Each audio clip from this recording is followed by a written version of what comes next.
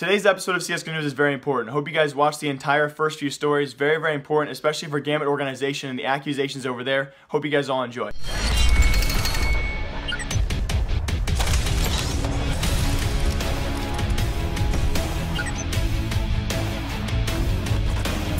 So for today's first episode of CSGO News and first story today, I really want to touch on the Gambit organization accusations. If you guys have not heard about this, all the articles will be linked down below for all of you. I obviously cannot refer to all of you the great details of this story. It's a very serious story, and I will link those articles down below for all of you who want to dive in deeper. I seriously want to talk about this, but first off, I want to show you guys a picture of Tsaga. This is actually the current coach for the Gambit organization, their former academy roster, current academy roster, as well as their current main roster. Just let that picture sink into your head, because these accusations are going to be pretty bold, and I want you guys to know who has done these terrible things. Now, first off, if you guys remember about 2 weeks ago, if you don't remember, it was actually not really publicized too much, probably for good reason. We had the former Gambit Academy. They lost 4 of their members. I'll list those 4 members on screen for all of you, and then all they had when they left was a short explanation by Gambit Esports. They really did not post too much on their website. Only this was their post, a short explanation, no real serious details as to why 4 of the 5 of their academy roster had actually left the team 2 weeks ago. Now we have 2 weeks later. They have finally come out and said why they left the roster. Allegedly for that time and even their time for during Gambit, they were so scared they didn't want to say anything or give the details. So I really want to publicize this, and hopefully you guys share this as well. The real corruption inside Gambit, especially for their academy roster, and what these guys went through. So I showed you guys the picture of Tsaga. Let's show it again for all of you. This is the coach who allegedly has actually really been overall, first off, a terrible coach for the academy roster. They came out several times and said he was pretty much a very stagnant coach, a very basic coach, could not explain the very defined details they really needed for gameplay. So on top of this, even worse things going forward though, besides him being a bad coach according to these players, he had actually physically abused the team manager. This is actually Yegor. I couldn't find a picture for all of you. His name is Yegor though, a very well-known manager for the Team Gambit organization, as well as an even more well-known editor in the CIS scene. He actually edits a lot of films and gameplays for teams all around the CIS region. Pretty much every CIS team besides Na'Vi, who has ties to ES Force for that stuff. You can name Yegor is a very well-known guy who allegedly was actually physically abused by Tsaga, the Gambit organization coach, in an actual meeting. So I had the details actually worked out for this.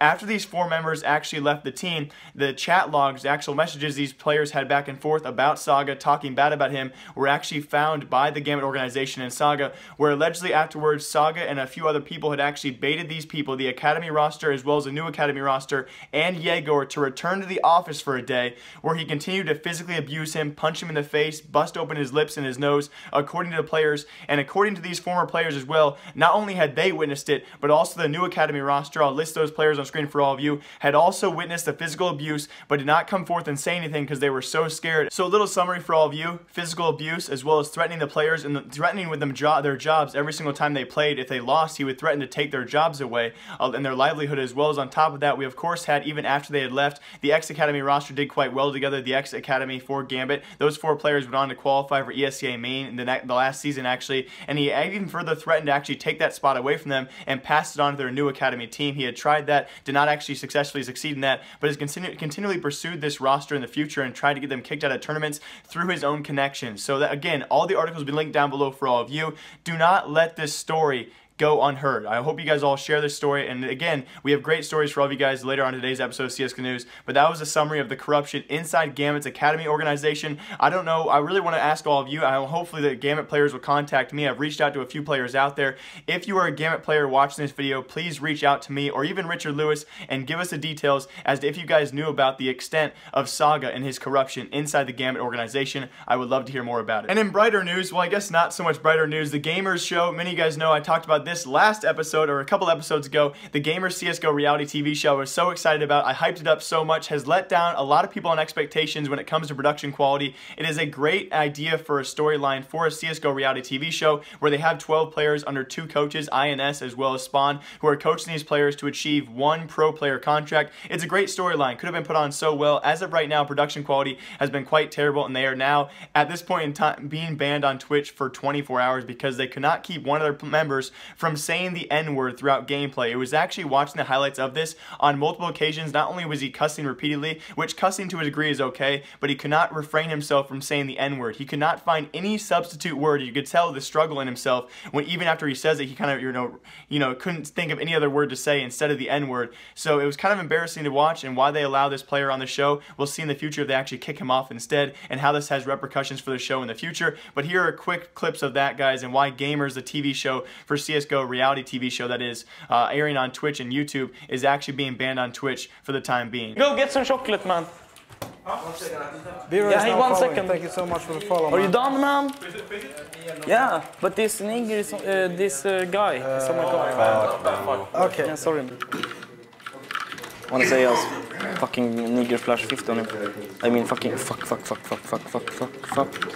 Fucking clash. And some exciting news, especially for all you Danish fans out there, or any fans of CSGO and love teams who actually rise in the rankings slowly but surely. We actually have now a new top 20 team in the world, and that is the Danish team known as Team Singularity, who is now no longer part of that organization. And very exciting, as this roster on screen has been playing very well these past few months, and especially the past few weeks, making some pretty good runs in the PGL minor qualifiers. You know, of the 4 qualifiers so far, they've made decent runs in the first 2, and hopefully going to be one of those off-chance teams who actually make the minor qualifiers and maybe eventually the major qualifiers as well. And they should be picked up sometime soon, because also last month, not much of a risk picking these guys up because they can make their money. They also won Copenhagen games just last month, facing off against some pretty good teams as well. They actually swept Team Big, the German team, who placed second in DreamHack Leipzig back in January. They actually swept them in the semifinals, and also swept Team Dream Chasers, the favorite Swedish team, who was actually a part of the mostly God-sent players. They had 4 God-sent players, as well as Emilio joining that roster, and they were the favorite for Copenhagen games. Team Singularity managed to sweep them in the finals as well, only losing 1 map the entire tournament to Trick Esports, and that was in group play. So a team looking very solid so far, and now officially a top 20 team in the world.